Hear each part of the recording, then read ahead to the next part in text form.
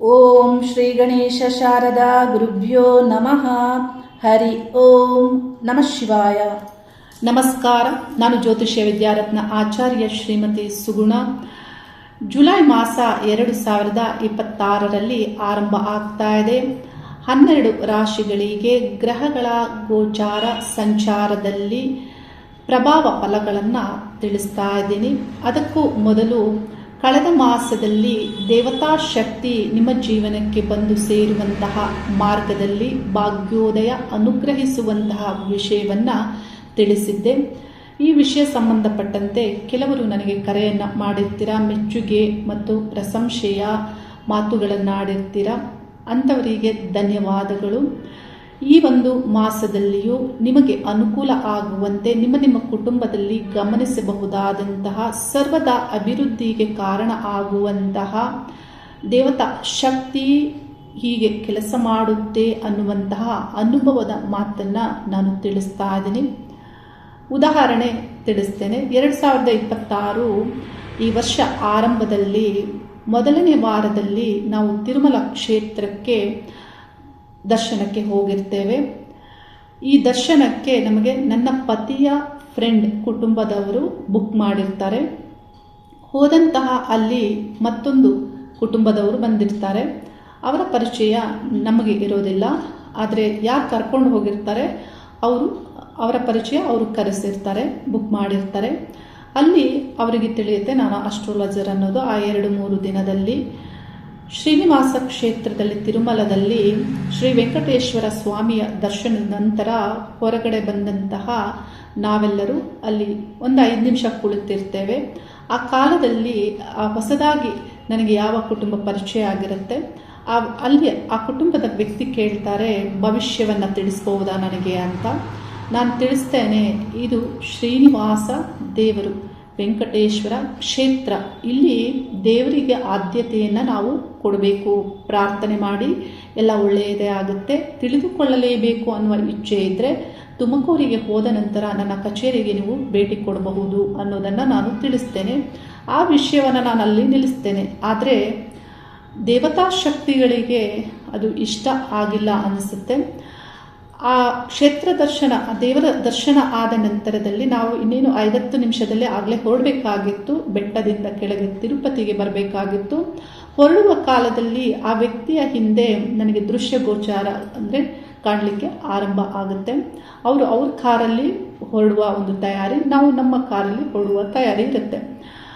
ಆಗ ಆ ವ್ಯಕ್ತಿ ಹಿಂದೆ ಶಕ್ತಿಯುತವಾಗಿ ಗದೆಯನ್ನು ಹಿಡಿದು ಹನುಮಾನ್ ದೇವರು ನಾನಿದ್ದೇನೆ ತಿಳಿಸು ಅನ್ನುವಂತಹ ಆ್ಯಕ್ಷನ್ನಿಂದ ಅವರು ನನಗೆ ಮೆಸೇಜ್ ಕೊಡುವಂತೆ ಗೋಚರಿಸ್ತಾ ಇರ್ತಾರೆ, ಅಂದರೆ ಕಾಣಿಸ್ತಾ ಇರ್ತಾರೆ.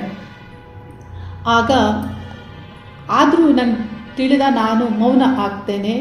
ಮೌನದಿಂದಲೇ ಆ ದೇವರಿಗೆ ನಮಸ್ಕರಿಸಿ ಪ್ರಾರ್ಥಿಸಿ ಸುಮ್ಮನಾಗ್ತೇನೆ. ಯಾಕೆಂದರೆ ಅನುಭವದಲ್ಲಿರುವಂಥ ವಿಷಯ ಏನು ಅಂದರೆ ಕಂಡದ್ದು, ನೋಡಿದ್ದು, ತಿಳಿದಿದ್ದು, ಅನುಭವಕ್ಕೆ ಬಂದಿದ್ದು ಎಲ್ಲವನ್ನ ನಾವು ಹೇಳಬಾರ್ದು ಅನ್ನೋದು ನನ್ನ ಅನುಭವದಲ್ಲಿರುವಂತಹ ವಿಷಯ. ಅಲ್ಲಿ ನೋಡಿ, ಆ ದೇವರು ಕಾಣಿಸಿದ್ದಾದರೂ ಯಾಕೆ, ಇದನ್ನೇ ತಿಳಿಬೇಕು ನಾವು. ನೋಡಿ, ಒಂದು ವಾಕ್ಯದಲ್ಲಿ ನೀವು ಅಲ್ಲಲ್ಲಿ ಓದಿರ್ತೀರ, ವಾಯು ಜೀವೋತ್ತಮ ಹರಿ ಸರ್ವೋತ್ತಮ. ನೋಡಿ, ಶ್ರೀಹರಿ ಶ್ರೀನಿವಾಸ ವೆಂಕಟೇಶ್ವರ ಸರ್ವೋತ್ತಮ ದೇವರು. ಅವರ ಆ ಕ್ಷೇತ್ರದಲ್ಲಿ ನಾವು ಈ ಬಗ್ಗೆ ಮಾತಾಡಬಾರ್ದು ಅಂದರೆ ಅಲ್ಲಿ ಮಾತಾಡುವಂತೆ, ತಿಳಿಯುವಂತೆ ಆ ದೇವರ ಅನುಗ್ರಹ, ಆಶೀರ್ವಾದ ಮತ್ತು ವಾಯು ಜೀವೋತ್ತಮ. ನೋಡಿ, ಆ ವಾಯುದೇವರು, ಪ್ರಾಣದೇವರ ಆ ಪ್ರಭಾವ, ಆ ಶಕ್ತಿ ಅಲ್ಲಿ ನಮಗೆ ತಿಳಿಬಹುದು. ಅದಕ್ಕೆ ದೇವತೆಗಳು ಯಾವಾಗಲೂ ಬಹಳ ಉತ್ತಮ ರೀತಿಯಲ್ಲಿ ನಮಗೆ ಫಲವನ್ನು ನೀಡುತ್ತಾರೆ ಅನ್ನುವುದಕ್ಕೆ ಇದೊಂದು ನನ್ನ ಅನುಭವ. ಇಂಥ ಅನೇಕ ಅನುಭವಗಳಿದೆ. ಅಲ್ಲಿಂದ ನಾವು ಕೆಳಗೆ ಇಳಿದು ಬಂದ ನಂತರ ಅಲ್ಲಿ ಕಪಿಲ ತೀರ್ಥ ತಿರುಪತಿಯಲ್ಲಿ 2-3 ದೇವಸ್ಥಾನಗಳಿದೆ. ಅಲ್ಲಿ ಹೋಗುವಾಗ ಆ ವ್ಯಕ್ತಿಯ ಪತ್ನಿಯ ತಾಯಿ ನನಗೆ ತಿಳಿಸ್ತಾರೆ, ಅಲ್ಲಿ ಆಂಜನೇಯ ದೇವಸ್ಥಾನ, ಹನುಮಾನ್ ದೇವಸ್ಥಾನವೂ ಇದೆ. ಅಲ್ಲಿ ಹೋದ ತಕ್ಷಣ ತಿಳಿಸ್ತಾರೆ, ಈ ದೇವರು ನಮ್ಮ ಮನೆ ದೇವರು ಅನ್ನೋದನ್ನು ತಿಳಿಸ್ತಾರೆ. ಆಗ ನನಗೆ ತಿಳಿಯುತ್ತೆ, ಹನುಮಾನ್ ದೇವರು ಇವರ ಮನೆ ದೇವರು. ಮನೆ ದೇವರು ನೋಡಿ, ಪುರುಷನಿಗೆ ಪತ್ನಿಯ ಮನೆ ದೇವರ ರಕ್ಷೆ ಬಲವಾಗಿದೆ ಅನ್ನೋದು ನನಗೆ ಅಲ್ಲಿ ಸ್ಪಷ್ಟ ಆಗುತ್ತೆ.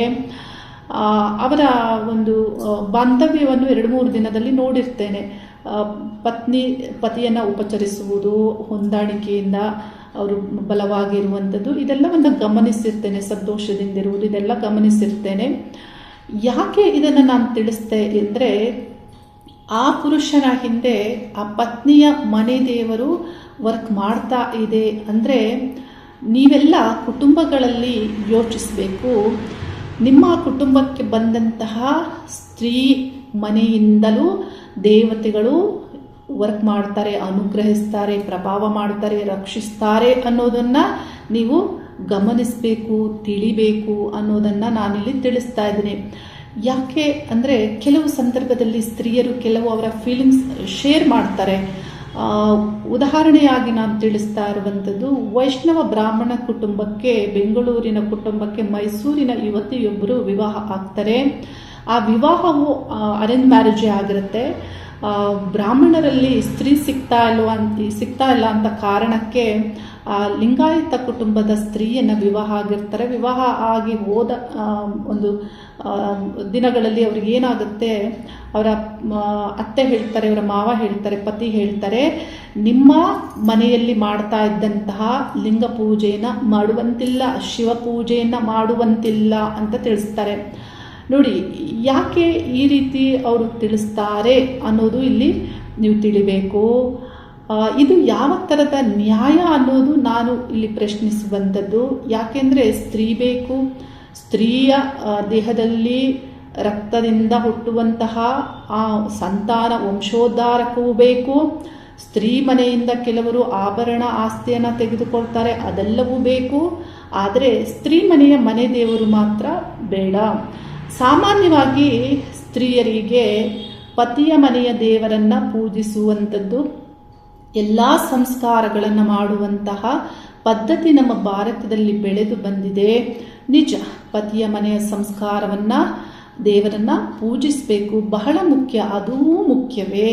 ಹಾಗಂತ ತಾಯಿಯ ಮನೆಯಲ್ಲಿ ನಿಮಗೆ ಕ್ರಿಯೇಟ್ ಆದಂತಹ ಆ ಇನ್ನರ್ ಸ್ಟ್ರೆಂತ್ ಆಗ್ಬೋದು, ಭಾವನಾತ್ಮಕವಾಗಿ ದೇವರೊಂದಿಗೆ ಬೆಳೆದಂತಹ ಆ ಸಂಬಂಧ ಭಾವನೆಗಳನ್ನಾಗ್ಬೋದು, ಇದೆಲ್ಲವನ್ನು ಬಿಡಬೇಕು ಅನ್ನುವುದು ಇಲ್ಲ. ಯಾವಾಗ ಈ ರೀತಿ ಬಿಡ್ತೀರಾ ಆಗ ನೀವು ದುರ್ಬಲರಾಗ್ತೀರಾ. ಮತ್ತು ಆ ಕುಟುಂಬಗಳು ಏನು ತಿಳಿದುಕೊಳ್ಳಬೇಕು ಅಂದರೆ, ನೋಡಿ, ಒಂದು ಹೆಣ್ಣು ನಿಮ್ಮ ಕುಟುಂಬದಲ್ಲಿ ಅವರು ನೆಮ್ಮದಿಯಾಗಿರಬೇಕು, ಅವರು ನಿಮ್ಮ ಮನೆಗೆ ಶಕ್ತಿಯಾಗಿರಬೇಕು, ನಿಮ್ಮ ಕುಟುಂಬದಲ್ಲಿ ಸರ್ವದ ಅಭಿವೃದ್ಧಿ ಆಗಬೇಕು ಅಂದರೆ ಆ ಸ್ತ್ರೀ ಮನೆಯ ದೇವತೆಯ ಅನುಗ್ರಹವೂ ಬೇಕಾಗುತ್ತೆ. ಅವರು ಸೌಭಾಗ್ಯವತಿಯಾಗಿ ನಿಮ್ಮ ಕುಟುಂಬದಲ್ಲಿ ಬದುಕಿ ಬಾಳಬೇಕು ಅಂದರೆ ಆ ಸ್ತ್ರೀ ಮನೆಯ ದೇವತೆ, ಮನೆ ದೇವರು, ಕುಲದೇವರ ಅನುಗ್ರಹವೂ ನಿಮಗೆ ಬೇಕಾಗುತ್ತೆ. ಇಂಥ ಅನೇಕ ವಿಷಯಗಳು ಇವೆ. ಈ ರೀತಿ ಇಲ್ಲಿ ನಿರ್ಬಂಧಗಳನ್ನು ಸ್ತ್ರೀಯರಿಗೆ ಹಾಕಬಾರದು.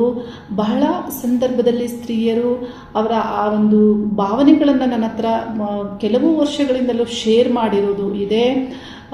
ಈ ತಪ್ಪು ತಿಳುವಳಿಕೆ ಇರಬಾರ್ದು.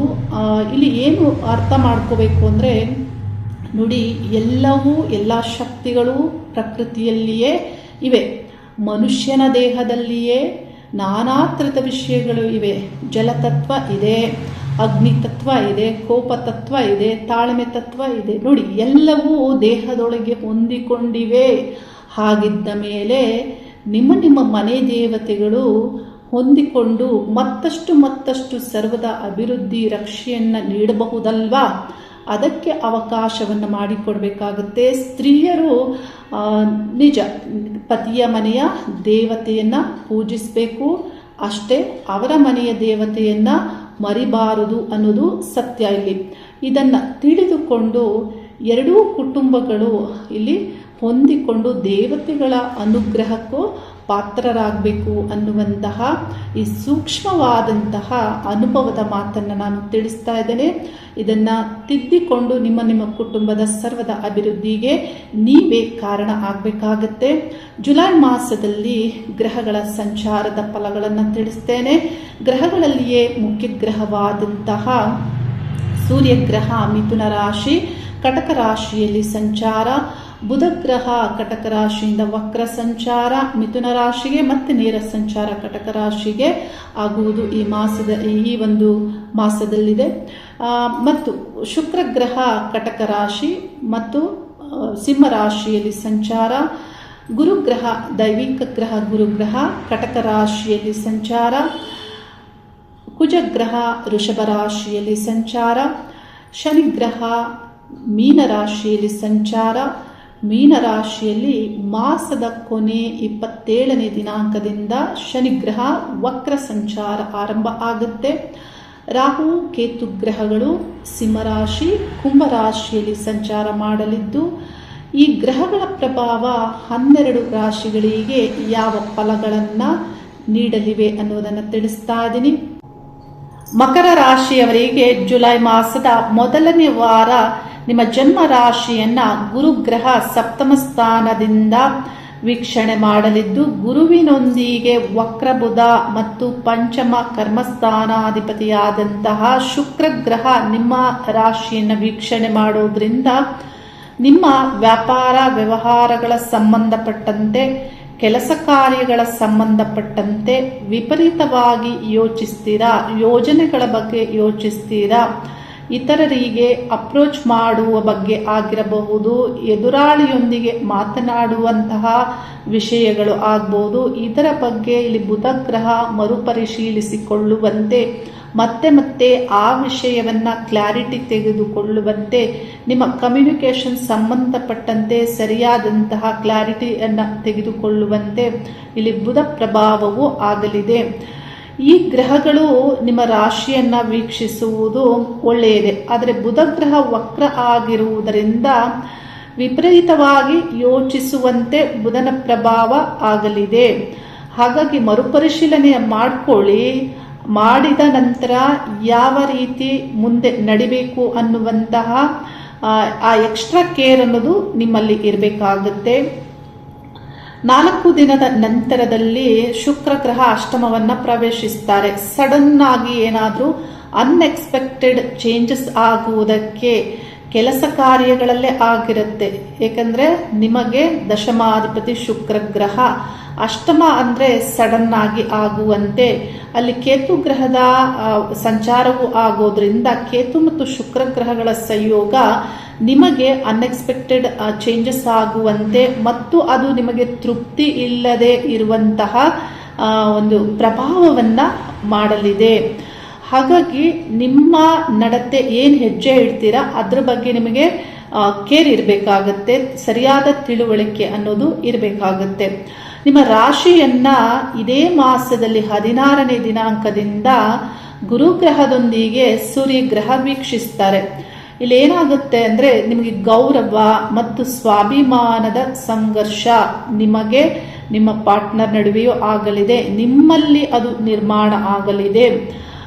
ಆ ಸ್ವಾಭಿಮಾನ, ಗೌರವ ಮತ್ತು ಈ ಒಂದು ನಿಮ್ಮ ನಡತೆ ನಡವಳಿಕೆಗಳಲ್ಲಿ ಇತರರಿಗೆ ಸ್ವಲ್ಪ ಏನಾದರೂ ಕ್ಲಾಶಸ್ ಆಗುವಂತೆಯೂ ಆಗಬಹುದು. ಸೂರ್ಯ ಪ್ರಭಾವ ಇಲ್ಲಿ ಉನ್ನತವಾದಂತಹ ವ್ಯಕ್ತಿಗಳ ಸಪೋರ್ಟಿವ್ ಸಿಗುವುದಕ್ಕೂ ಸೂರ್ಯಗ್ರಹ ಇಲ್ಲಿ ಗುರುವಿನೊಂದಿಗೆ ಇರೋದ್ರಿಂದ ಪ್ರಭಾವವನ್ನು ಮಾಡುತ್ತಾರೆ. ವ್ಯಾಪಾರ ವ್ಯವಹಾರ ಸಂಬಂಧಪಟ್ಟಂತೆ ನಿಮ್ಮ ಕೆಲಸ ಕಾರ್ಯಗಳಲ್ಲಿ ಅನುಕೂಲ ಆಗುವಂತೆಯೇ ಗುರು ಪ್ರಭಾವ ಆಗಲಿದೆ. ಎಫರ್ಟ್ ಹೆಚ್ಚಾಗಿ ಹಾಕ್ತೀರಾ, ಏಕೆಂದರೆ ತೃತೀಯ ಸ್ಥಾನದಲ್ಲಿ ಶನಿ ಸಂಚಾರ ಆಗ್ತಾ ಇರೋದ್ರಿಂದ ಗುರು ಮತ್ತು ಕುಜಗ್ರಹಗಳು ಲಾಭ ಸ್ಥಾನವನ್ನು ವೀಕ್ಷಿಸ್ತಾ ಇರೋದ್ರಿಂದ ಲಾಭದ ಫಲಗಳನ್ನು ಪಡೆದುಕೊಳ್ತೀರಾ. ಯಾರೇ ಆಗಿರ್ಬೋದು, ವ್ಯಾಪಾರ ವ್ಯವಹಾರದಲ್ಲಿ ಲಾಭವನ್ನು ಪಡೆದುಕೊಳ್ತೀರಾ. ಆದರೆ ಇನ್ವೆಸ್ಟ್ಮೆಂಟ್, ನೀವು ಆನ್ಲೈನ್ ಇನ್ವೆಸ್ಟ್ಮೆಂಟ್ ಮಾಡ್ತೀರಾ, ಜೂಜು, ಬೆಟ್ಟು ಕಟ್ಟುವುದು ಇಂಥದ್ದೆಲ್ಲ ಏನಾದರೂ ಮಾಡೋರಾಗಿದ್ದರೆ ಅಂಥದ್ರಲ್ಲಿ ಲಾಸ್ ಆಗುತ್ತೆ ನಿಮಗೆ. ಯಾಕಂದರೆ ಆ ಸ್ಥಾನಾಧಿಪತಿ ಅಷ್ಟಮವನ್ನು ಪ್ರವೇಶ ಮಾಡ್ತಾ ಇರೋದ್ರಿಂದ ಶುಕ್ರ ಗ್ರಹ ಬೆಟ್ ಕಟ್ಟುವಂಥದ್ದು, ಜೂಜು, ಇಂಥದ್ದು ಲಾಟ್ರಿ ಇಂಥ ವಿಷಯಗಳಲ್ಲಿ ಲಾಭ ಸಿಗೋದಿಲ್ಲ. ಆದರೆ ವ್ಯಾಪಾರ ವ್ಯವಹಾರ ಅಂದರೆ ನಿಮ್ಮ ದಿನನಿತ್ಯದ ಒಂದು ವ್ಯಾಪಾರ ವ್ಯವಹಾರಗಳಲ್ಲಿ ಆಗ್ಬೋದು, ಏನು ಬಿಸ್ನೆಸ್ ಮಾಡ್ತೀರಾ ಅದರಲ್ಲಿ ನಿಮಗೆ ಲಾಭ ಸಿಗುವಂತೆ ಗುರುಗ್ರಹ ಇಲ್ಲಿ ಒಳ್ಳೆ ಫಲವನ್ನು ನಿಮಗೆ ನೀಡ್ತಾರೆ. ಇನ್ನು ಉದ್ಯೋಗಸ್ಥರಿಗೆ ನಿಮ್ಮ ಕರ್ಮಸ್ಥಾನಾಧಿಪತಿ ಅಷ್ಟಮ ಪ್ರವೇಶ ಮಾಡೋದ್ರಿಂದ ನಿಮಗೆ ಸ್ವಲ್ಪ ಉದ್ಯೋಗದಲ್ಲಿಯೂ ಕಷ್ಟ ಆಗ್ತಾ ಇರುತ್ತೆ. ಗೌರ್ಮೆಂಟ್ ಉದ್ಯೋಗಸ್ಥರಿಗೆ ಹೆಚ್ಚಿನ ಸಮಸ್ಯೆಗಳು ಇಲ್ಲ. ಷಷ್ಠ ಸ್ಥಾನದಲ್ಲಿ ಒಳ್ಳೆ ಫಲವನ್ನು ಸೂರ್ಯ ನೀಡ್ತಾರೆ, ಸಪ್ತಮದಲ್ಲಿ ಗುರುವಿನೊಂದಿಗೆ ಒಳ್ಳೆ ಫಲವನ್ನು ನೀಡ್ತಾರೆ. ಇನ್ನು ವಿದ್ಯಾರ್ಥಿಗಳಿಗೆ ವಿದ್ಯೆ ಸಂಬಂಧಪಟ್ಟಂತೆ ಪಂಚಮ ಸ್ಥಾನಾಧಿಪತಿ ಅಷ್ಟಮದಲ್ಲಿ ಇರೋದ್ರಿಂದ ವಿದ್ಯಾರ್ಥಿಗಳಿಗೆ ನಿಮಗೆ ಪ್ರಗತಿಯಲ್ಲಿ ಆಗ್ಬೋದು ಅಥವಾ ಯಾವುದೇ ಕೆಲಸ ಕಾರ್ಯಗಳಲ್ಲಿ ಆಗ್ಬೋದು, ಹಿನ್ನಡೆ ಆಗುತ್ತೆ, ಸಮಾಧಾನಕರವಾದ ರಿಸಲ್ಟ್ ಸಿಗಲ್ಲ. ಯಾಕಂದರೆ ನವಮಾಧಿಪತಿ ಬುಧ ಗ್ರಹವು ವಕ್ರ ಸಂಚಾರ ಮಾಡ್ತಾ ಇರೋದ್ರಿಂದ ಬುಧ ಶುಕ್ರ ಗ್ರಹಗಳ ಸ್ಥಿತಿ ಸರಿಯಿಲ್ಲ. ಹಾಗಾಗಿ ವಿದ್ಯಾರ್ಥಿಗಳಿಗೆ ಹೆಚ್ಚು ಇಲ್ಲಿ ಶುಭ ಫಲಗಳು ಈ ಮಾಸದಲ್ಲಿ ದೊರೆಯೋದಿಲ್ಲ. ಪತಿ ಪತ್ನಿ ಸಂಬಂಧಪಟ್ಟಂತೆ ನಿಮ್ಮಲ್ಲಿ ಸ್ವಾಭಿಮಾನ ಗೌರವದ ಸಂಘರ್ಷಗಳು ಈ ಮಾಸದಲ್ಲಿ ಆಗಲಿದೆ. ಪಂಚಮ ಸ್ಥಾನದಲ್ಲಿ ಕುಜಗ್ರಹ ಸಂಚಾರ ಆಗ್ತಾ ಇರೋದ್ರಿಂದ ಮಕ್ಕಳೊಂದಿಗೆ ಕಲಹಗಳು ಆಗಬಹುದು. ಆ ಸ್ಥಾನಾಧಿಪತಿ ಅಷ್ಟಮದಲ್ಲಿ ಇರೋದ್ರಿಂದ ಕಷ್ಟವೂ ಆಗಬಹುದು. ಇನ್ನು ಪಂಚಮ ಸ್ಥಾನದಿಂದ ಲಾಭಸ್ಥಾನವನ್ನ ಚತುರ್ಥಾಧಿಪತಿಯಾಗಿ ದೃಷ್ಟಿಸ್ತಾ ಇರೋದ್ರಿಂದ ನಿಮಗೆ ಆಸ್ತಿ, ಭೂಮಿ, ವಾಹನ ಇಂಥ ವಿಷಯಗಳಿಂದ ಲಾಭವೂ ಆಗ್ಬೋದು. ನೀವೇನಾದರೂ ವಾಹನ ಸೇಲ್ಸ್ ಮಾಡುವವರಾಗಿದ್ದರೆ, ರಿಯಲ್ ಎಸ್ಟೇಟ್ ಮಾಡುವವರಾಗಿದ್ದರೆ, ಅಥವಾ ನೀವೇ ಭೂಮಿ ತೆಗೆದುಕೊಳ್ಳುವಂತಹ ಆಲೋಚನೆಯಲ್ಲಿ ಇದ್ದರೆ ಆ ಸ್ಥಾನಾಧಿಪತಿ ಲಾಭ ಸ್ಥಾನವನ್ನು ವೀಕ್ಷಣೆ ಮಾಡೋದ್ರಿಂದ ಲಾಭದ ಫಲವನ್ನು ಪಡೆದುಕೊಳ್ತೀರ. ಗುರುವು ಆ ಸ್ಥಾನವನ್ನು ವೀಕ್ಷಣೆ ಮಾಡ್ತಾ ಇರೋದ್ರಿಂದ ಈ ಮಾಸದಲ್ಲಿ ಗ್ರಹಗಳ ಪ್ರಭಾವ ಈ ರೀತಿ ಪ್ರಭಾವವನ್ನು ಮಾಡಲಿವೆ. ಮುಖ್ಯವಾಗಿ ಶುಕ್ರ, ಬುಧ, ಗುರುಗ್ರಹಗಳು ಮತ್ತು ಸೂರ್ಯಗ್ರಹಗಳು ಸಪ್ತಮದಲ್ಲಿ ಸಂಚರಿಸುವಾಗ ಈ ಮಾಸದಲ್ಲಿ ಮಿಕ್ಸ್ ಫಲಗಳು ದೊರೆತರು. ಅಂದರೆ ಗ್ರಹಗಳ ಬದಲಾವಣೆಯೂ ಆಗ್ತಾ ಇರೋದ್ರಿಂದ ಏನು ಇಲ್ಲಿ ಗ್ರಾಹಕರ ಮೇಲೆ ಪ್ರಭಾವ ಮಾಡುವಂತೆ ಆಗುತ್ತೆ. ಅಂದರೆ ನಿಮ್ಮ ಬಿಸ್ನೆಸ್ಸನ್ನು ಇತರರೊಂದಿಗೆ ಕೈ ಜೋಡಿಸುವುದಕ್ಕೂ ಈ ಗ್ರಹಗಳು ಪ್ರಭಾವವನ್ನು ಮಾಡ್ತಾರೆ. ಗ್ರಾಹಕರನ್ನ ಹೆಚ್ಚಿಸಿಕೊಳ್ಳುವುದಕ್ಕೂ ಈ ಗ್ರಹಗಳು ಪ್ರಭಾವವನ್ನು ಮಾಡ್ತಾರೆ ಮತ್ತು ಅವರ ವಿಶ್ವಾಸವನ್ನು ಗಳಿಸುವುದಕ್ಕೂ ಈ ಗ್ರಹಗಳು ಪ್ರಭಾವವನ್ನು ಮಾಡ್ತಾರೆ. ಲಾಜಿಕ್ ಆಗಿ, ಲೆಕ್ಕಾಚಾರದಿಂದ, ತರ್ಕಬದ್ಧವಾಗಿ ನಿಮ್ಮ ಒಂದು ಕೆಲಸ ಕಾರ್ಯಗಳು, ವ್ಯಾಪಾರ ವ್ಯವಹಾರಗಳಲ್ಲಿ ಇರುವಂತೆಯೂ ಈ ಗ್ರಹಗಳು ಇಲ್ಲಿ ಪ್ರಭಾವ ಮಾಡ್ತವೆ ಸಪ್ತಮ ಸ್ಥಾನದಲ್ಲಿ. ಯಾಕೆಂದರೆ ಈ ಗ್ರಹಗಳೆಲ್ಲ ಒಂದೊಂದು ವಾರ ಅಲ್ಲಿ ಸಂಚಾರ ಮಾಡ್ತಾ ಇರೋದ್ರಿಂದ ಈ ಎಲ್ಲ ಮಿಕ್ಸ್ ಫಲಗಳು ಇಲ್ಲಿ ದೊರೆಯಲಿದೆ. ಇತರ ಕಂಪನಿಗಳೊಂದಿಗೆ ನೀವು ಜೋಡಣೆ ಆಗುವಂತಹ ಸಾಧ್ಯತೆಯೂ ಇದೆ. ಆದರೆ ಮುಖ್ಯವಾಗಿ ನೀವೇನು ತಿಳಿದುಕೊಳ್ಬೇಕಂದ್ರೆ ಬುಧ ಗ್ರಹ 23ನೇ ದಿನಾಂಕದವರೆಗೆ ವಕ್ರ ಸಂಚರಿಸ್ತಾರೆ. ಹಾಗಾಗಿ ಮುಖ್ಯವಾದ ಬರವಣಿಗೆ, ಮುಖ್ಯವಾದ ಅಗ್ರಿಮೆಂಟ್, ಈ ವಿಷಯಗಳಲ್ಲಿ, ಈ ನಿರ್ಧಾರಗಳಲ್ಲಿ ಎಕ್ಸ್ಟ್ರಾ ಜವಾಬ್ದಾರಿ, ಎಕ್ಸ್ಟ್ರಾ ಕೇರನ್ನು ನೀವು ತೆಗೆದುಕೊಳ್ಬೇಕಾಗತ್ತೆ. ಅಂದರೆ ಅದು ಸರಿ ಇದೆಯೋ ಇಲ್ವೋ ಪರಿಶೀಲಿಸಬೇಕಾಗುತ್ತೆ. ಬುಧ ಗ್ರಹ 23ನೇ ದಿನಾಂಕದ ನಂತರದಲ್ಲಿ ಅಂದರೆ ನೇರ ಸಂಚರಿಸ್ತಾರೆ. ಆಗಸ್ಟ್ ಮಾಸದಲ್ಲಿ ನಿಮ್ಮ ರಾಶಿಯಿಂದ ಸಪ್ತಮವನ್ನೇ ಪ್ರವೇಶಿಸ್ತಾರೆ. ಆಗ ಮತ್ತಷ್ಟು ಅನುಕೂಲಗಳು ಆಗುತ್ತೆ. ಆಗಸ್ಟ್ ಮಾಸದಲ್ಲಿ ಅಷ್ಟಮದಲ್ಲಿ ಶುಕ್ರ ಇರೋದ್ರಿಂದ ಅಂದರೆ ನೀವೇನಾದರೂ ಯಾರನ್ನಾದರೂ ಪ್ರೀತಿಸ್ತಾ ಇದ್ರೆ ಅವರಿಂದ ಏನಾದರೂ ಬೇಸರ ಆಗುವಂತೆಯೂ ಇಲ್ಲಿ ಶುಕ್ರನ ಪ್ರಭಾವ ಈ ಮಾಸದಲ್ಲಿ ಇದೆ. ಮಕ್ಕಳಿಂದನೂ ಬೇಸರ ಆಗುವಂತೆ, ಅವರಿಂದ ಏನಾದರೂ ಸಣ್ಣ ಪುಟ್ಟ ಕಷ್ಟಗಳಿಗೆ ಸಿಲುಕುವಂತೆ, ಚಿಂತಿಸುವಂತೆ, ಭಯ ಆತಂಕಕ್ಕೆ ಒಳಗಾಗುವಂತೆ ಶುಕ್ರನ ಪ್ರಭಾವ ಅಷ್ಟಮದಲ್ಲಿ ಇದೆ. ಈ ರೀತಿ ಈ ಗ್ರಹಗಳ ಪ್ರಭಾವ ಈ ಮಾಸದಲ್ಲಿ ಇದೆ. ಯಾವುದೇ ಒಂದು ಮುಖ್ಯ ನಿರ್ಧಾರಗಳಲ್ಲಿಯೂ ದಶಾಭುಕ್ತಿ ಗ್ರಹವನ್ನು ಪರಿಶೀಲಿಸಿಕೊಂಡು ಭುಕ್ತಿ ನಿಮಗೆ ಶುಭವಾಗಿದ್ದರೆ ಶುಭ ಫಲಗಳೇ ಹೆಚ್ಚಾಗಿ ದೊರೆಯುತ್ತೆ. ಭುಕ್ತಿ ಗ್ರಹದ ಅಭಿಮಾನ ದೇವತೆಯನ್ನು ಹೆಚ್ಚಾಗಿ ಪೂಜಿಸಿ ಅಶುಭ ಭುಕ್ತಿ ನಡೀತಾ ಇದ್ರು ಆ ಅಶುಭ ಭುಕ್ತಿ ಗ್ರಹಕ್ಕೆ ಪರಿಹಾರಗಳನ್ನು ಮಾಡ್ಕೊಳ್ಳಿ. ಮತ್ತು ನಿತ್ಯ ನಿಮಗೆ ಸಕ್ಸಸ್ ಸಿಗಬೇಕು ಅಂದರೆ ಪ್ರತಿ ಭಾನುವಾರ ನಾನು ವಾರದ ವಿಜಯ ನಕ್ಷತ್ರಗಳು ಸಕ್ಸಸ್ ನೀಡುವಂತಹ ದಿನಾಂಕಗಳನ್ನು ತಿಳಿಸ್ತೇನೆ. ಅದನ್ನು ನೋಡಿ ನೀವು ನಿತ್ಯ ನೀವು ಅಳವಡಿಸಿಕೊಳ್ಳಬಹುದು. ಇನ್ನು ಪ್ರಾರ್ಥನೆ ಮಾಡುವಂತಹ ವಿಷಯದಲ್ಲಿ ನಿತ್ಯ ರಾಶ್ಯಾಧಿಪತಿ ಶನಿಗ್ರಹ ಮತ್ತು ಸೂರ್ಯಗ್ರಹ ಸಪ್ತಮದಿಂದ ಗುರುಗ್ರಹ ನಿಮ್ಮ ರಾಶಿಯನ್ನು ವೀಕ್ಷಣೆ ಮಾಡ್ತಾ ಇರೋದ್ರಿಂದ ಶಿವ ಪ್ರಾರ್ಥನೆಯನ್ನು ಮಾಡಬೇಕಾಗುತ್ತೆ. ಅದರಲ್ಲಿಯೂ ಶಿವ ಭಕ್ತರಾಗಿದ್ದು ಶಿವನನ್ನು ಆರಾಧಿಸಿದಂತಹ ಮಹಾಗುರುಗಳು ಯಾರಾದರೂ ನಿಮಗೆ ತಿಳಿದಿದ್ದರೆ, ಉತ್ತಮರು ಅನ್ನಿಸಿದ್ದರೆ ಅವರ ಆಶೀರ್ವಾದ ಪಡೆಯುವುದು, ಅವರಿಂದ ನೀವು ಮಾರ್ಗದರ್ಶನವನ್ನು ತೆಗೆದುಕೊಳ್ಳಬಹುದು. ಈ ಗುರುವಿನ ಒಂದು ಸೇವೆ, ಗುರುವಿನ ಆಶೀರ್ವಾದ ಅನುಗ್ರಹದಿಂದ ಮತ್ತಷ್ಟು ಶುಭ ಫಲಗಳನ್ನು ಪಡೆದುಕೊಳ್ಳುವುದಕ್ಕೆ ಸಾಧ್ಯ ಆಗುತ್ತೆ. ಈ ಕಾಲದಲ್ಲಿ ಒಳ್ಳೆ ಗುರುಗಳು, ಒಳ್ಳೆ ಯೋಗಿಗಳನ್ನು ಹುಡುಕುವುದೇ ಕಷ್ಟ ಆಗಿದೆ. ಯಾರು ತಿಳಿದಿಲ್ಲ ಅಂತ ಹೇಳಿದರೆ ಅವತಾರ ಮಹಾಬಾಬಾ ಯೋಗಿಗಳನ್ನು ನೀವು ಧ್ಯಾನದಲ್ಲಿ ಧ್ಯಾನಿಸೋದ್ರಿಂದ ಒಳ್ಳೆ ಫಲಗಳು ದೊರೆಯುತ್ತೆ ಮತ್ತು ಆ ವೈಬ್ರೇಷನ್ ಕ್ರಿಯೇಟ್ ಆಗುತ್ತೆ. ಈಗ ಮಾಡುವಂತಹ ಧ್ಯಾನವು ಮುಂದೊಂದು ದಿನ ನಿಮಗೆ ಪಾಸಿಟಿವ್ ಎನರ್ಜಿಯಾಗಿ ನಿಮ್ಮಲ್ಲೇ ನಿಮ್ಮ ಸರೌಂಡಿಂಗ್ ವರ್ಕ್ ಆಗಲಿಕ್ಕೆ ಆರಂಭ ಆಗುತ್ತೆ. ವಿಶ್ವಶಕ್ತಿಯಲ್ಲಿ ಪ್ರಾರ್ಥನೆ ಮಾಡಿ, ಒಳ್ಳೆಯದೇ ಆಗುತ್ತೆ. ಒಳ್ಳೆಯದಾಗಲಿ, ಶುಭವಾಗಲಿ. ಹರಿ ಓಂ ನಮಃ ಶಿವಾಯ.